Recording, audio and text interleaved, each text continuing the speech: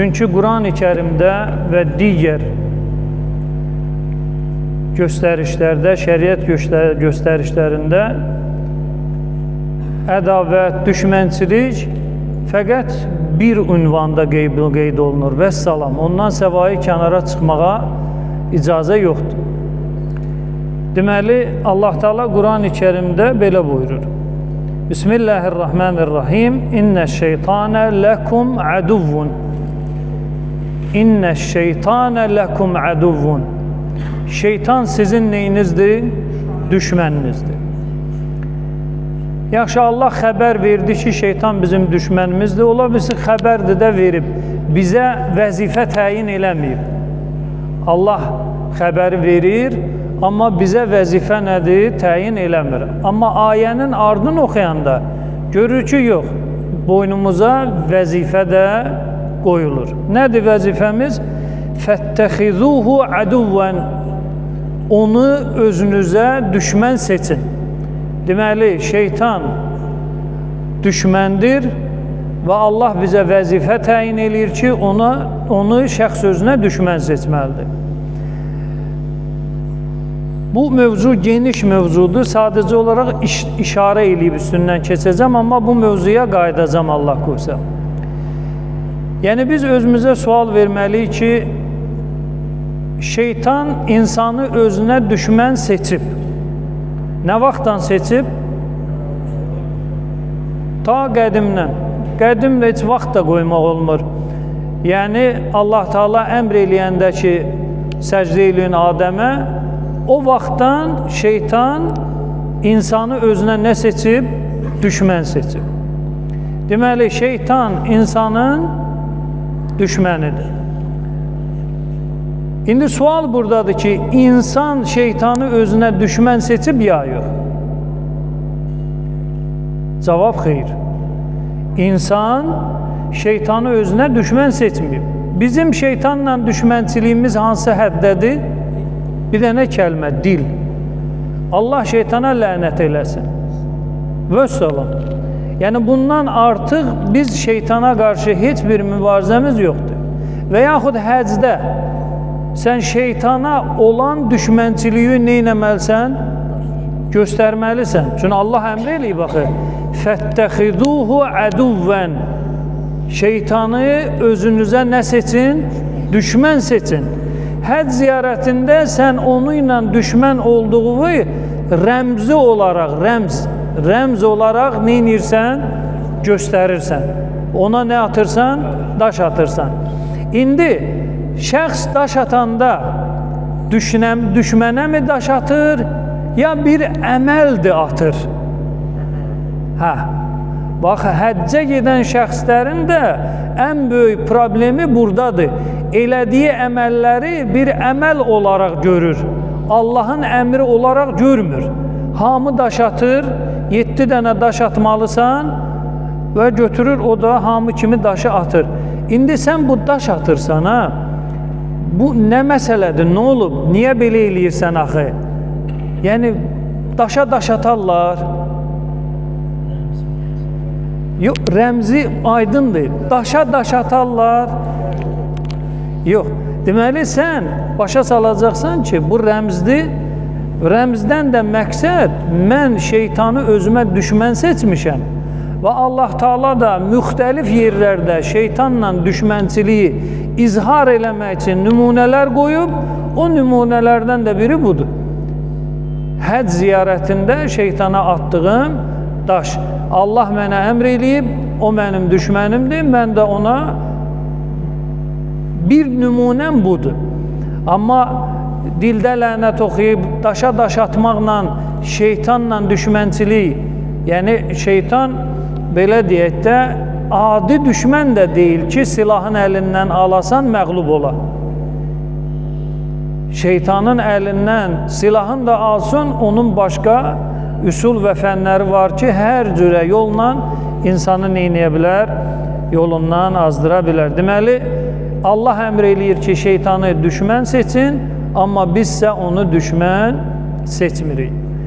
Yəni, bu bizim Qurana qarşı olan, Allahın hökmünə qarşı olan səhlənkarlıqlarımızdan biridir. Heç günlərin bir gün oturub fikirləşmirik ki, düşmən, məsələn, erməni bizim düşmənimizdir.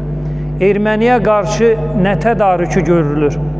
Silah alınır, məsələn, oğlan uşaqları əskər gedir, aylarla, illərlə bunlara təlim keçilir, çətin yerlərdə, təlimlərdə olurlar və s. axır. Niyə?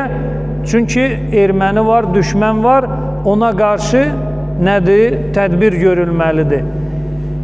Amma şeytana qarşı biz iki işimiz var. Bir həcdə daş atmaq, bir də Allah şeytana lənət eləsin və s. İndi şeytanla mübarizə yolları nədir? O özü Böyük Quran təfsiridir və çox faydalı bir mövzudur. Deməli, İmam Hüseyn əleyhissalam bu Quran ayəsini oxuyub ya oxumayıb? Oxuyub. Və bizdən də yaxşı başa düşür ki, insanın düşməni yalnız şeytandır. Yaxşı, madam ki, insanın düşməni şeytandır, niyə Yezidlə döyüşdü, vuruşdu, onu düşmən kimi gördü? Axı Allah Quranda buyurur, bir mövzumuz var, vəssalam. Şeytan sizin düşməninizdir, başqa heç kim. İnsan insanın düşməni deyil. İnsan insanın düşməni ola bilməz. Deməli, əgər insan özünü şeytan həddinə çatdırdısa, əgər insan özünü şeytan kimi apardısa, o insan da olur həqiqi insanın düşməni. Harada yazılıb? Quran-ı Kərimdə, deməli, Nas surəsinin sonuncu ayəsi. Sonuncu ayədə nə deyilir? Deməli, pənah apar, pənah apar, pənah apar minəl cinnəti və nas. Allah ayırmır, deyir ki, bəzi insanlar var ki, hələ şeytan təkidir. Madam ki, insan şeytan təki, şeytan halına gətirdisə özünü, o da həqiqi insanın nəyi sayılır? Düşməni sayılır. Deməli, insanın insan düşməni ola bilməz. Əgər hər hansı bir peyğəmbər, hər hansı bir Allahın höccəti bir nəfərlə düşmənçilik, onu özünə düşmən seçdisə, deməli, bilin ki, həmən adam şeytandır. Bəli, həmən adam şeytandır. Vəssalam. Yəni, məsumla baş-başa gələn hər bir şəxs nə sayılır? Şeytan sayılır. Deməli, ən qədim mənbələrimizdə İmam Hüseyn əleyhissalamın Kərbəlada və Kərbəladan kənar yerlərdə duaları var. Həmən o dualara baxanda biz oradan, həmən o duaların mətnində çox əzəmətli məqamlar görürük. Bugünkü mövzumuzun ünvanı, adı Allahla bağlılığın ən uca zirvəsi. Allahla bağlılığın ən uca zirvəsi. Bunun misalı Peyğəmbərimizdir. Bunun misalı Həzrət Əli əleyhissalamdır, Fatimə-i Zəhra salamullah əleyhadır, Həsən və Hüseyn və sair əimmət əhlil beyt əleyhissalamdır. Bunlar ən uca zirvədə olublar. Necə? O necəni indi izah eləyəcəm. Deməli, Allahla irtibat deyirik də, irtibat, bağlılıq, əlaqə. 3 mərhələdən ibarətdir. Əgər hər hansı bir şəxs bu 3 addımı ata bilirsə, deməli, həmən adam Allaha bağlı adamdır. Əgər yox, o 3 addımı ata bilməyibsə, bir addım atıb, ikisini ata bilməyib. İkisini atıb, üçüncünü ata bilməyib. Deməli, həmən adam irtibatı zəifdir, naqisdir, bağlılığı, Allahla bağlılığı zəifdir. Amma Əhl-i Beytin yaşam tərzini gördükdə, onlardan bizə çatan etibarlı, sənətli kəlamlara baxanda görürük ki, bu irtibatın ən uca zirvəsi olub. Peyğəmbərimizə salavat göndərək. Allahümmə salli ala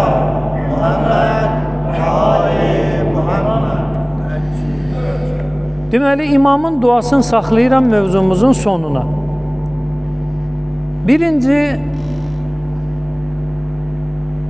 o irtibatın güclənməsi üçün birinci atılacaq addım təvəkkül deyilir ona. Quran-ı Kərimdə bu mövzuya işarələr çoxdur, onu ilə vaxt almayacağım. Amma təvəkkülün həqiqətini izah edeyim sizə ki, məsələn, belə deyək də, belə ümumi şəkildə bilirik. Məsələn, mən Allaha təvəkkül elədim, bu işi gördüm, yəni Allaha sığındım, Allaha söykəndim, Allahı özümə güvən və bir dayaq qərar verdim, bu işi gördüm. Ümumi şəkildə təvəkkül budur. Amma təvəkkülün həqiqi izahı iki hissədən ibarətdir. Deməli, təvəkkül o vaxt təvəkkül olur ki, insan öncədən hər hansı bir mövzuda acizliyin neynəməlidir? İzhar eləməlidir. Acizlik izhar olandan sonra şəxs nədir? Allaha deməli güvənir, Allahdan yardımın istəyir. Deməli, birinci acizliyi izhar eləməlisən, ikinci də Allaha güvənməlisən. Bizim təvəkkül elədiyimiz zaman, məsələn, mən, siz, hamımız təvəkkül elədiyimiz zaman təvəkkülümüz bir tərəfli olur. Yəni, deyirik ki, nədir? Mən Allaha neynirəm? Güvənirəm, sığınıram. Amma sən acizliyi etiraf edirsən ya yox, ona fikir vermirik. Deməli, bunu aşkar şəkildə deməli, ayələr var. O ayələrdə görmək mümkündür. Salavat göndərək Peyğəmbərimizə.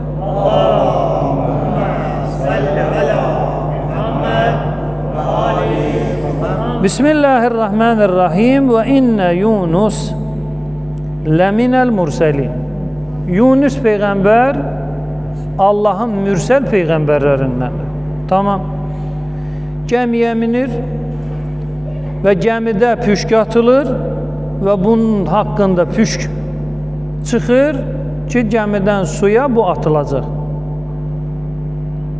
Fəltəqəməhul hut.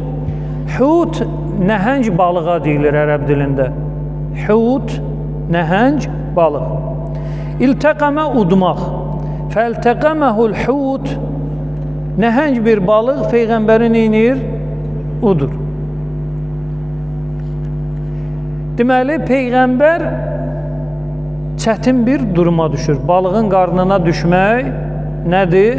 Çətin bir durumdur. Fələulə ənəhu kənə minəl musəbbihin.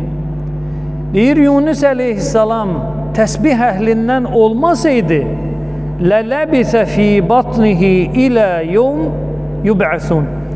Qiyamət gününə qədər balığın qarnında nədir? Qalacaqdır. Qiyamət gününə qədər. Yaxşı, necə oldu Yunus əleyhissalam? Balığın qarnından çıxdı. Yox. Acizlik. Yəni, balığın qarnından yumruq təpi ilə çıxmaq olmur. Yəni, o nəhəng balığın qarnını sən əlinlə belə yarıb çıxa bilməzsən. Sən oradan çıxa bilməyəcəyi etiraf eləməlisən ki, ya Rəbb, mən elə bir durumdayam ki, buradan mən nədir? Çıxa bilməyəcəm, acizəm. Sənə sığınıram, məni xilas elə. Peyğəmbərə xatir, filan kəsə xatir, Əsma-ül Hüsnaya xatir, bunlar sonranın işidir. Birinci mərhələ nə gəlir? Acizlik. Mən buradan çıxa bilmərəm. Məni buradan çıxartsa kim çıxaracaq? Allah çıxardacaq. Buna deyilir acizlik. Acizliyi etiraf eləməsin, təvəkkül alınmır. Və bizim təvəkküllərimizin niyə bəhrəsi, səmərəsi yoxdur? Çünki öncədən biz acizlik mərhələsini keçmirik. Yunus əleyhissalam balığın qarnında nə qədər dua elədi? O dua nədir? Ya Allah məni xilas elə, ya Allah məni xilas elə. Sən xilas eləməsin, mən xilas ola bilməyəcəm. Yəni, acizliyin orada neynədi? Dilinə gətirdi, etiraf elədi və izhar elədi ki, aciz mənəm, zəif mənəm, güclü sənsən. Bu müqəddimədən sonra və yəqini var idi ki, Allah onu orada nədir? Qoymayacaq. İbrahim əleyhissalam kimi hədislərdə var ki, küləyin mələyi, filanın mələyi hamısı gəlir, o əsməz zaman məsafəsində ki, İbrahim əleyhissalam oda düşəcək, hərəsi İbrahim əleyhissalamdan bir kəlam danışır. Biri deyir, əli ver, biri deyir, odu söndürün, biri deyir, filan iş görün, biri deyir, filan iş görün. Heç birinə nədir? Əl vermir. Çünki o bilir ki, hər şeyə qadir Allah Taaladır. Əlvi qoymaq istəyirsənsə, kimin əlinə qoyucunan? Allahın əlinə qoymaq lazımdır. Deməli, təvəkkül üçün birinci acizlik. Bax, bunu niyə danışıram və uzadıram?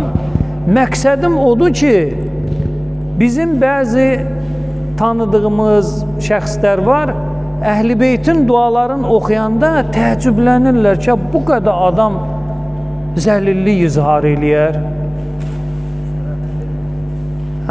Diqqət eləyin, indi imamın kəlməsini oxuyacam. Harada o zəif adam var, elə bir o danışır. Məsələn, Həzrət Əli əleyhissalamın duaları, İmam Hüseyin əleyhissalamın duaları ən güclü adamlardır. Allahın höccətidir. Amma elə dualar eləyir ki, o heç bir gücü olmayan kimi. Baxır, adam xoşu gəlmir ki, Həzrət Əli kimi pəhlivan bu nə dua deyilirsən? Bilmirəm, fikrimi çatdıra bilirəm ya yox. Bu məqsədim budur ki, Əhl-i Beytin dualarında ki, Əhl-i Beyt özün alçaldır, sındırır, heç sənin eləmədiyin günahları dilinə gətirir. Həzrət Əli əleyhissalam o günahların heç birini eləməyib. Komeyl duasını oxuyun, orada olan günahların heç birini Həzrət Əli əleyhissalam eləməyib. Amma Həzrət neynir? Öz Allah qarşısında zəlilliyin izhar eləyir, kiçikliyin izhar eləyir. Niyə? Bir şey üçün, təvəkkül üçün. Çünki təvəkkülün şərti nədir? Acizliyi etiraf eləməlisən.